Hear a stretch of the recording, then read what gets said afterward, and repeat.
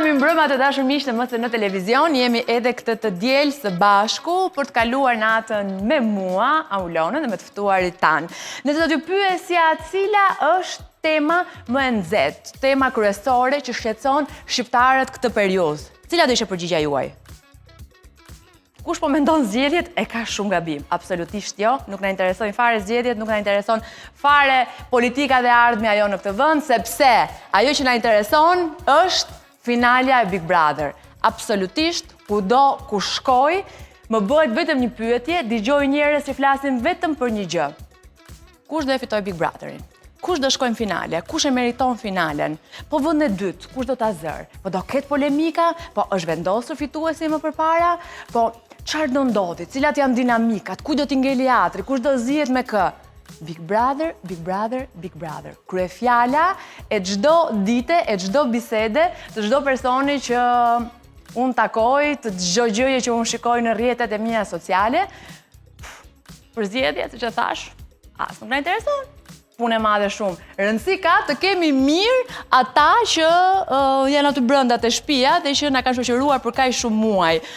Të gjithë janë bërë opinionista, të gjithë janë bërë komentues, edhe shpesh herë në fakt këtë gjë ne e themi me ironi, me shaka, ndonjëherë me pak inat, por në fakt për një pjesë të madhe të audiencës që nuk janë Tirana apo qytetet e mëdha të Shqipërisë dhe që mbrëmjet nuk ose ju ofrojnë shumë gjëra, jo vetëm mbrëmjet, por edhe mbasditet, sa fillon edhe ersojës, në mos në dimër njerëzit nuk kanë se çfarë të bëjnë, përveç se të ulen në divan dhe të shohin ekran. Big Brother është një formë argëtimi që njerëzve i heq mendjen, i bën që kuptojnë që nuk janë vetëm ata të çuditshëm me probleme, që edhe VIP-at e famshëm që ata shpesh i kthejnë në idhull, i idealizojnë, në fakt kanë shumë probleme, ndonjëherë edhe më shumë se sa ju njerëzit e thjeshtë. Por, unë nuk dua të zgjatem më shumë, sepse më shumë se kushdo tjetër, ca parashikime edhe ca prapaskena dhe ca gjëra që mbase ne nuk i dim dhe nuk i shohim nga ekrani, mund t'i thonë ata që shtëpinë e Big Brother këtë vit e kanë jetuar. Dhe këtë gjë do bëjmë sot, gjatë pjesës më të madhe të emisionit. Duke nisur menjëherë nga e para, shkojmë tek Hajde Flasim, sepse kemi të ftuar...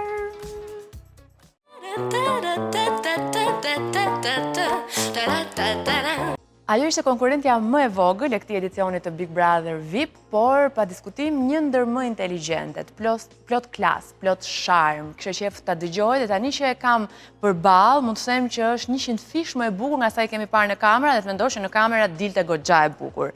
Kam të ftuar Rizarta Hoxhën. Faleminderit që jeni natën me Aulonën. Faleminderit ti për ftesën. Mu je një yll. Faleminderit shumë. E dëgjon shpesh të ta thon këtë gjë, mësuar me këtë komplimentin? Po, ma thonë, po mendoj që çdo vajzë është e bukur edhe mua komplimentet më pëlqejnë shumë, të pëlqen të jap dhe të marr, kështu që faleminderit shumë një herë. Si kanë qenë këto ditë? U bën tashmë disa herë që dal nga Bigu. Kanë qenë të qeta, nuk jam kthyer akoma me punët e rrugshme, kam marrë atë kohën time të qetësohem dhe tani mendoj që të gjitha energjitë e humbura dhe atje brenda edhe ditët e rikuperimit më kanë ndihmuar dhe jam gati të jetoj prapë bukur jetën. Pse u futën Big Brother? Se u futa. Qëllimi ishte vërtet që të njihesha të paktën më shumë nga audienca shqiptare, të njihesha për... Qëllimi vetëm ishte që të rrisja pak Instagramin dhe TikTokun, duke qenë se jam influencer në të dyja këto rrjete sociale, edhe ka qenë synimi kryesor. Sigurisht edhe për të pasur një eksperiencë të paharrueshme siç është Big Brotheri, shumë e bukur, edhe pse jo të provoja veten në një dimension komplet ndryshe, duke qenë se këtë vit kam pasur vit pushimi, të eksploroj gjitha potencialet e mia, të shoh një veten më mirë dhe Big Brother ishte një eksperiencë shumë e bukur vërtet. Ishte e paharrueshme? Po, është e paharrueshme, vërtet është. Çfarë mësove për veten tënde nga Big Brother? Për veten time, mësova që vërtet është shumë e vështirë që durimi im të thyhet edhe që qetësia ime të prishet. Dhe jam krenare për këtë që të paktën e mësova, se aty jam testuar në shumë fusha dhe në shumë dinamika të ndryshme. Dhe thjesht ja vërtetova vetes që po, mundem ta bëj edhe këtë.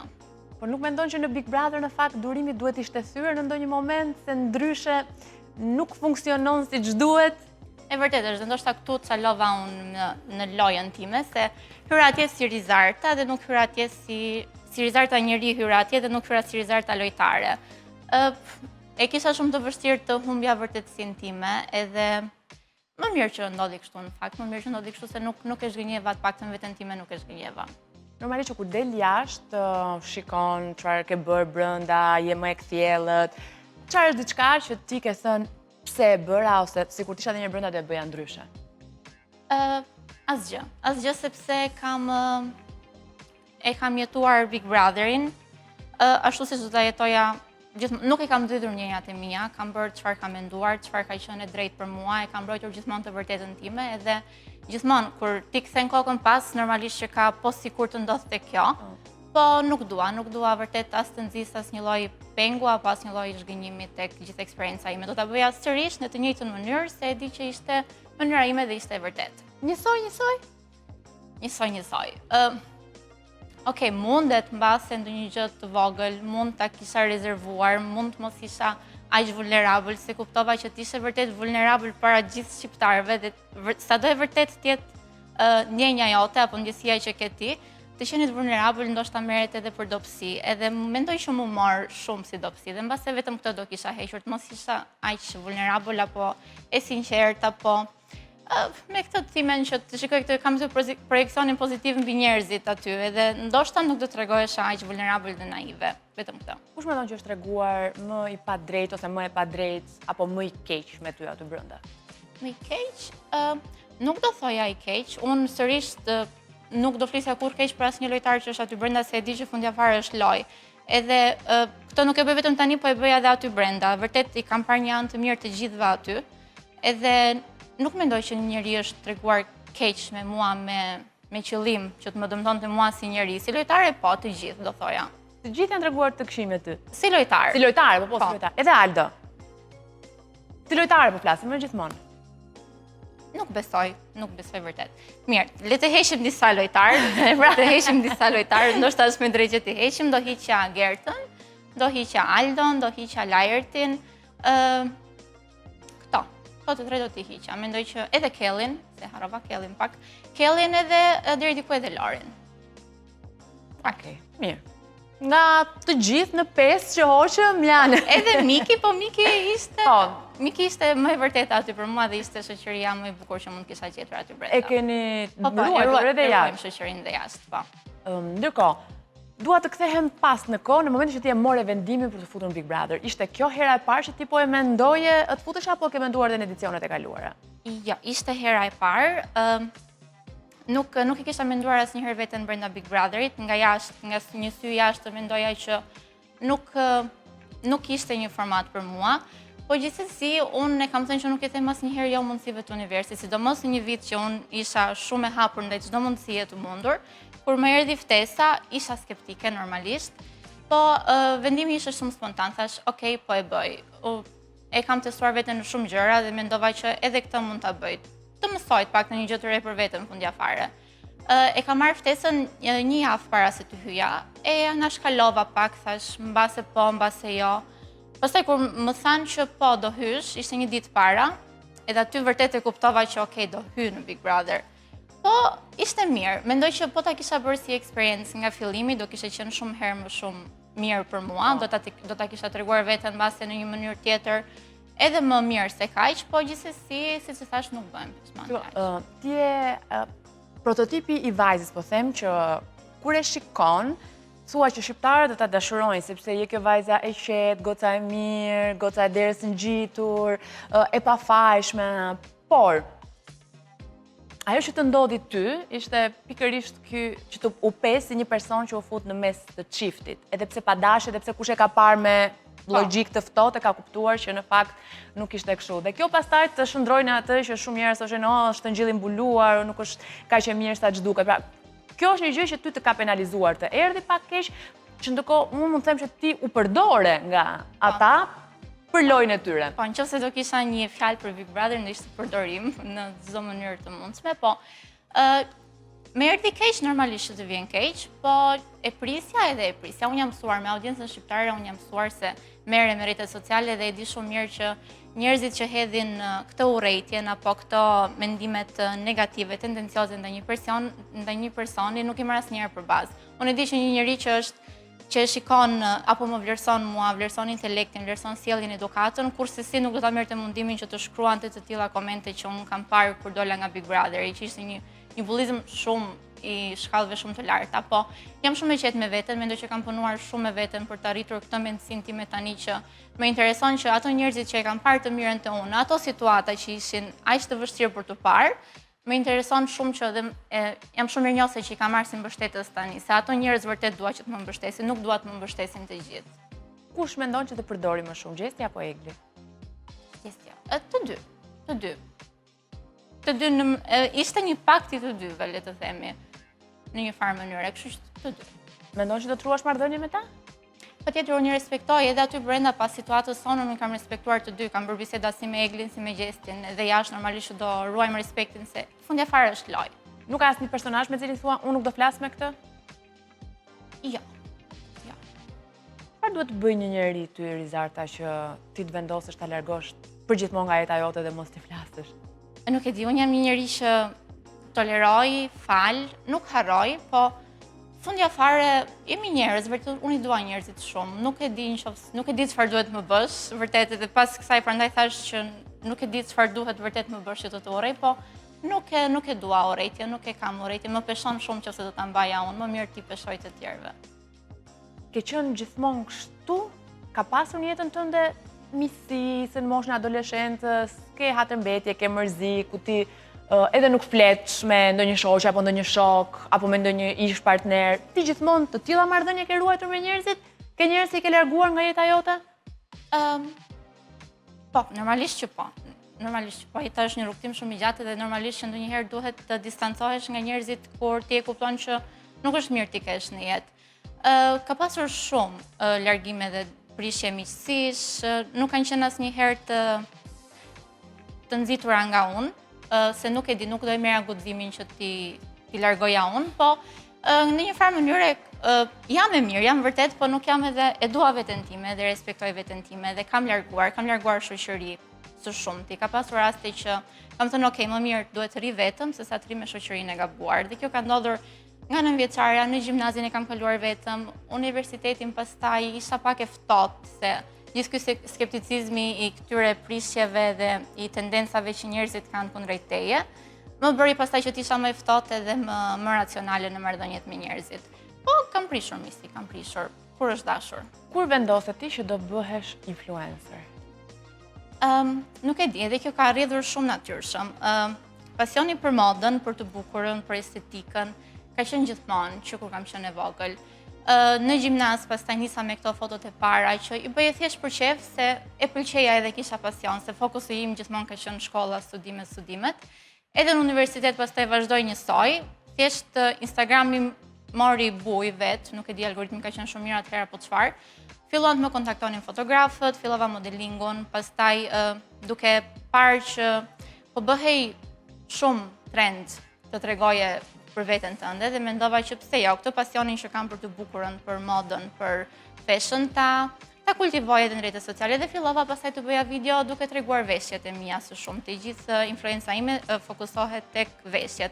Normalisht pastaj që shtoj edhe nuk e di libra, lexime apo je lifestyle do thoya, nuk e vetëm tek këtë modë, sepse ke dhe stërvitje, ke ushqimet. Po, fokusi ishte këtu. Edhe kështu pastaj filloi gjithë ka filluar shumë herët nga tani, në fakt një vit ka që e ka marrë seriozisht si gjë, edhe gjitha ndodhen shumë bujshëm, po shkoj mirë dhe më pëlqen shumë. Dhe patjetër që besoj Big Brother të ndihmonte më shumë, sepse kur po shikoja pak në Instagramin tënd, nga foto që mund të kem 4-5.000 like, tani janë 14.000, 15.000. Po, ky ishte i gjithë qëllimi i Big Brotherit tim, se mendoj që nuk do kisha dhënë atë show-n apo atë lojën që shqiptarët vërtet duan. Mendoj që për audiencën shqiptare mendoj që mund të jem dhe tip pak i mërzitshëm. Po mirë, shiko se kishe dhe ti ato gjërat e tua interesante për audiencën, po theme, në lojën që zhvillove. Dhe një ndërto ishte dhe afrimiteti, po theme, Aldon, që filloj të ngjallte kuriozitet, simpatit e disa, pa çka se disa të tjerë, normalisht që nuk e pranuan dhe më shumë kjo nisur nga Aldo. E para diferenca moshës e dyta fakti që Aldo pas një person që tentonte të krijonte lidhje me disa vajza. Po, e pash, kur dola nga aty, pas e pash edhe gjithë backgroundin e Aldos, unë nuk i kisha ndjekur Big Brother nga fillimi, nuk më ndikonte as historia që Aldo mund të kishte pasur me Livian, nëse mund të quhet që ishte. Unë kisha parë vetëm aq sa kisha parë dhe mund ta gjykoja situatën vetëm në aq sa kisha parë vërtet. Nuk ndrydha asnjë lloj ndjesie, skepticizmi ishte i dukshëm nga të dyja palët, edhe prandaj mendoj që nuk u konkretizua në diçka. Po diferenca e moshës ishte në një moment problem për të? Diferenca e moshës. 14 vite ishin, nuk e kisha, të thash që ndoqa vetëm ndjesitë e momentit, nuk doja të analizoja situatën aq shumë se bëj pastaj shumë mbytëse. Thjesht po shikoja se ku shkonte, si do shkonte. Shkoj deri aty ku shkoj edhe kaq mund të them për gjithë atë situatë. Po, e ke mbyllur? Do ketë një mundësi kur të dalë jashtë Aldo? Nga ana jote, them gjithmonë, pra nëse del Aldo dhe thotë që Rizarta, unë dua që ne të vazhdojmë njohjen. Nuk e di, kam parë shumë gjëra që kur kam dalë, kam parë shumë gjëra sa që nuk di të them vetëm që nuk e di, nuk di asgjë. Pa qartë, je konfuze. Tani mund të them që nuk besoj me gjitha gjërat që kam parë, po që nuk e di. Për gjërat që ke parë brenda apo gjërat që ke parë jashtë që të kanë ndikuar? Gjërat që kam parë jashtë, jo brenda, se brenda isha okej. Jo, me them gjërat që ke parë jashtë, po që kanë ndodhur brenda në lidhje me Aldon apo gjërat që kam parë edhe gjërat brenda, po edhe gjërat që kanë ndodhur jashtë që unë nuk e dija fare që ndodhnin apo nuk e dija fare që ekzistonin një herë.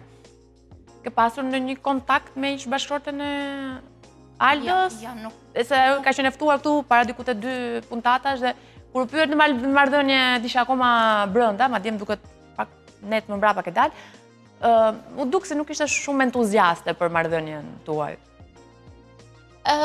Me të drejtë ndoshta nuk e di që se do t'i jap të drejtë apo jo, nuk e di, nuk do ta komentoj fare këtë se nuk S'më intereson, s'më lidh mua me të.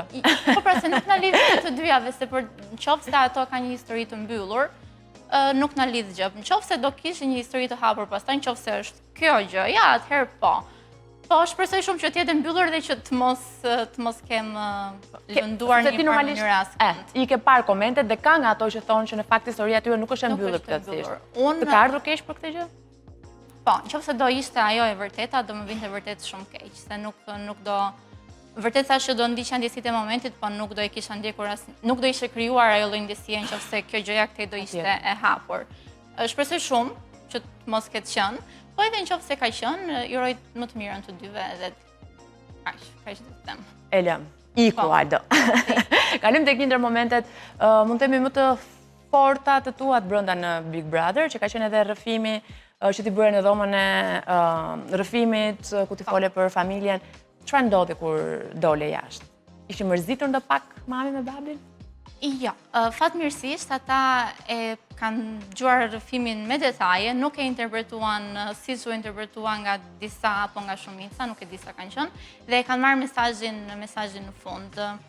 Mendoj që ishte një shtysë e mirë ai lloj rrëfimi që të kisha një marrëdhënie më të afërt tani akoma më shumë me prindrit. I gjithë mesazhi im ka qenë ajo çfarë unë kam dashur të përcjell paktën te publiku, nuk e di si e kanë marrë publiku, ka qenë që vërtet ndikon shumë në mënyrën se ti në njeriu që do bëhesh gjithë ajo dashuri që ti merr nga prindërit. Dhe ka qenë më shumë si të ndaloj kjo gjëja, domethënë të ndaloj kjo etapa e të mos shfaqur i dashurisë, sado që fëmia e din që prindrit nuk ka njëri që i don më shumë se prindrit, thjesht ka qenë që të ndaloj kjo etapë dhe pse jo të mos ja shprehen tani prindrit dashurinë fëmijëve, se ka fëmijë që ndihen kështu edhe vërtet dashuria është thelbësore ne dhe mendoj që është vërtet e nevojshme që një fëmijë ta marrë. Ky ka qenë i gjithë mesazhi, jo se unë doja të godisja familjen time, se kurse si nuk do ta bëja, çdo gjë që bëj në jetë madje është për ta. Absolutisht. Thuhet që është diçka, është një shprehje që thotë që e keqja më e madhe e shoqërisë është jeta e pajetuar e prindërve.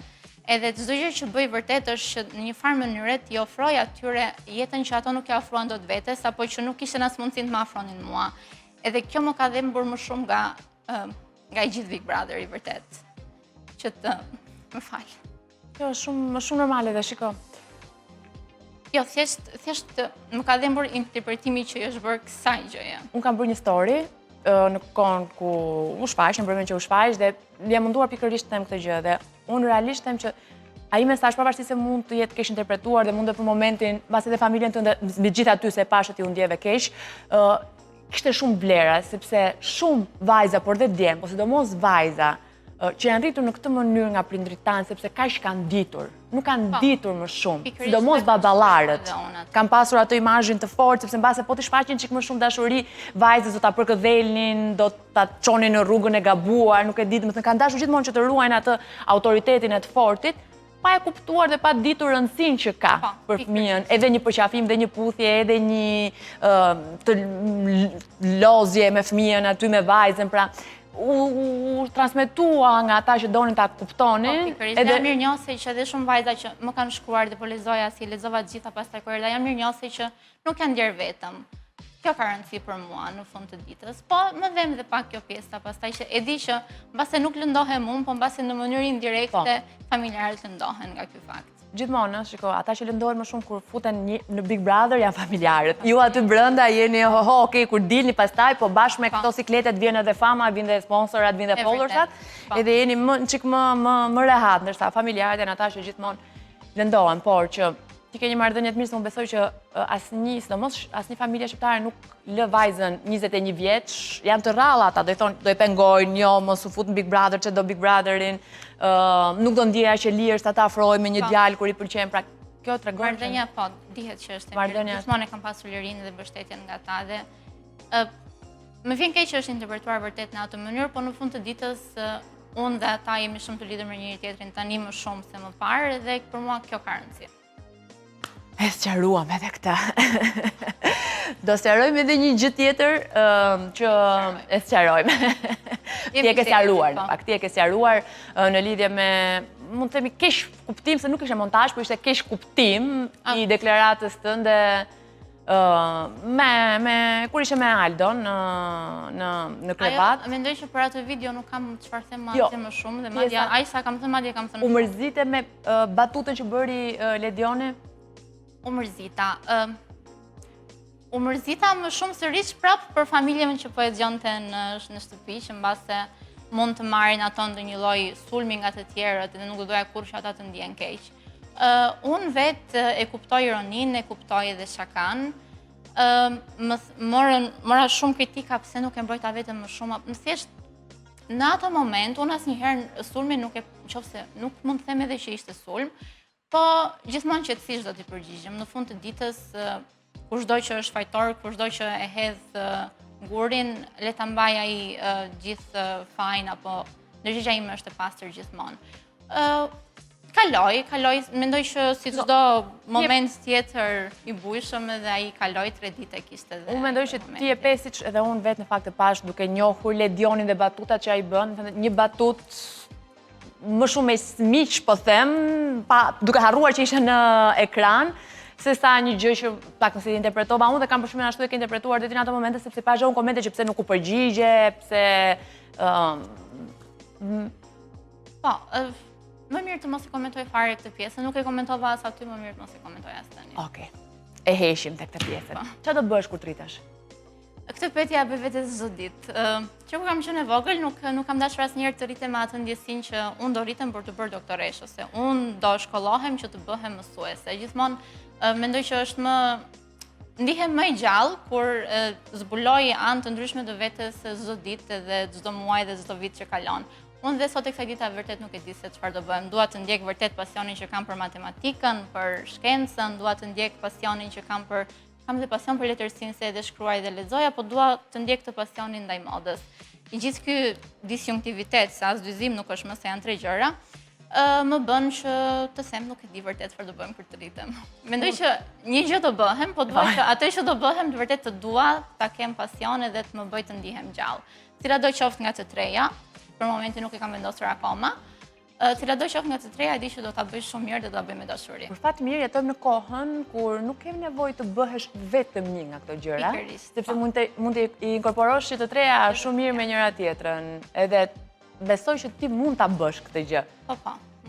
Mundem edhe dua vërtet ta bëj, sado që shumë e vështirë të lidhesh matematikën me letërsinë edhe shumë e vështirë që të lidhesh të dyja me pasionin për të bukurën, po mendoj që diçka e bukur do dalë nga të treja. Pa ato llogarit, kush do t'i bëj kur të vinë ty milionat e sponsorave? Edhe nëse nuk vazhdoj matematikën, jam shumë mirënjohëse që më ka kultivuar një logjik shumë të ftohtë edhe një analizë shumë të thellë për gjitha gjërat. Ka ndihmuar shumë. Të rrim pak të lutem, sepse po flet me dikë që matematikën e ka urryer me shpirt gjithë jetën. Vërtet? Unë dhe matematika jemi veriu dhe jugu. Nuk do pushemi kur me njëri tjetrin. Si e ka njeriu? Unë jam kurioze të di, për mua një specie e veçantë, Frizarta. Kështu që më të lutem tani Photoshop kështu dhe dua të pyes si lind ky pasioni dhe kjo dëshira për matematikën. Mendoj që është e lindur, matematika gjithmonë është e lindur, mendoj unë, edhe perfeksionohet nëse ti punon shumë me to. Mendoj që e kam marrë nga babi. Babi im është shumë i mirë me matematikën, edhe mendoj që një nga arsyet që unë e vazhdova këtë shkollimin dhe këtë degën ka qenë gjithmonë ai, se ai nuk mundi vetë që ta vazhdonte matematikën, se pasioni im do zgjidhej direkt vazhdoja psikologjia apo letërsi, diçka që dashuroja. Po nga ana tjetër, kur e ka matematikën, në një farë mënyrë mund t'ia plotësoj këtë qefin edhe babit, të ëndrrën që se ai nuk e bëri për veten e tij. Edhe mendoj që gjithë pasionin për matematikën e kam nga ai.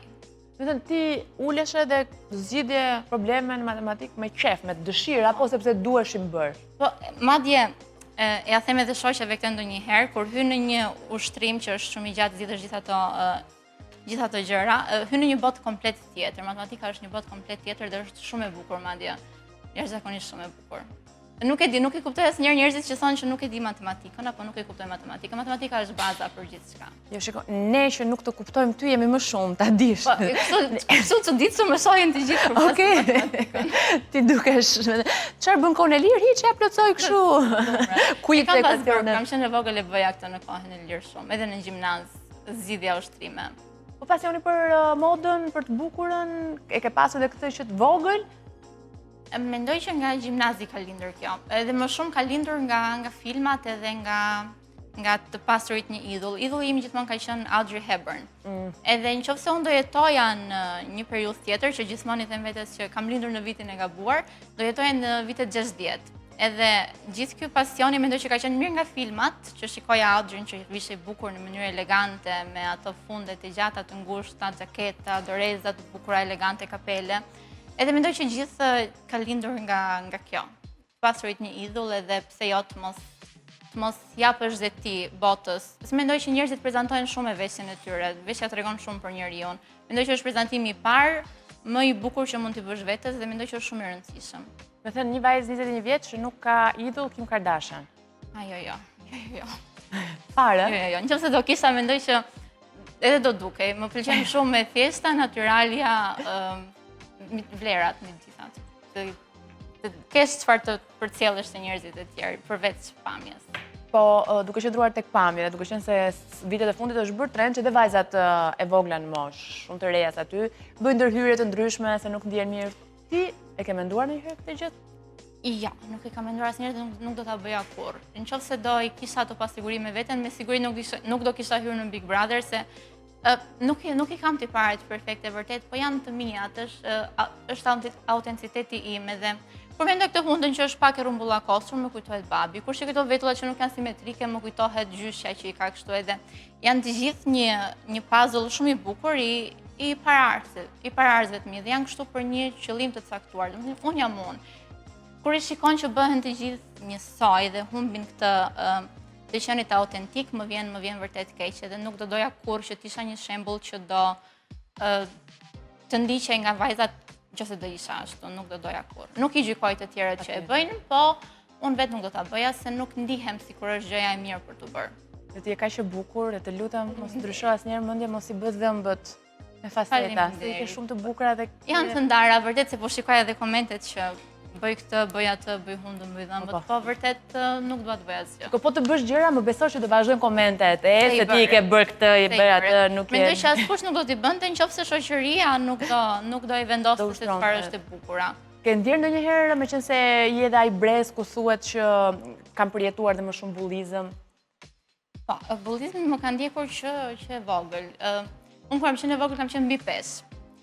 Kisha bullizëm atëherë, normalisht që vinte, nuk e di nga vinte, unë e shkreta mundohesha që t'i ndihmoja gjitha të nxënësit e klasës që të paktën t'i bëja detyrat ose isha nxënësja e mirë që t'i ndihmonte, që të paktën mos i hidheshin pastaj në pushim gjatë dhe ta tallnin, po nuk e anashkalova dot këtë.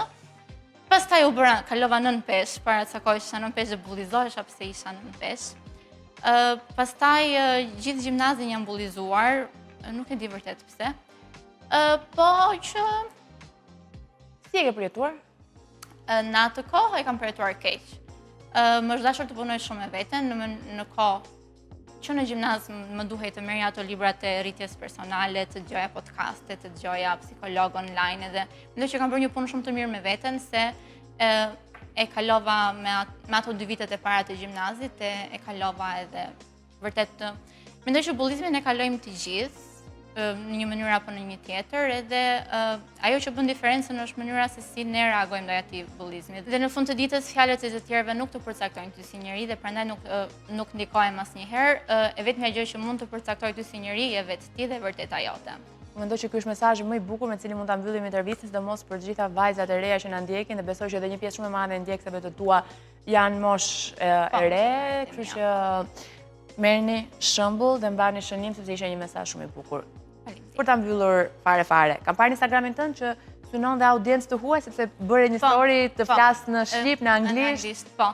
Në fakt audienca ime është e huaj gjysma, sepse videot e mia në Instagram janë bërë virale në Indi, kanë shkuar me shumë shikime dhe kanë marrë një audiencë të huaj të madhe. Dhe më përpara unë komunikoja anglisht me ndjekësit, po tani që kanë ardhur kaq shumë shqiptar, më vjen dhe keq që ta humb këtë lidhjen me audiencën shqiptare, prandaj bëra atë story ndje, po i kam të dyja, i kam dhe të huaj dhe shqiptare audiencën. Kështu që ëndrat janë po. Të mëdhaja. Ndjekim, po. Edhe të uroj. Sa më të mëdhaja ëndrat, aq më madhe puna që bëhet tani edhe aq më shumë probabilitet ka që të arrihen. Të uroj më të mirat e botës, sepse je një rrezë dielli, je vërtet një vajzë dhe një imazh dhe një shembull që pak e shohim sidomos në mediat sociale vitet e fundit, kështu që ushtofshim vajzat si ty. Faleminderit shumë, ishte më mirë. Faleminderit që na keni ndjekur në këtë pjesë të parë, ka publicitet, rikthehemi pas pak me një tjetër vajzë të re, të talentuar që ka yllin e ballë.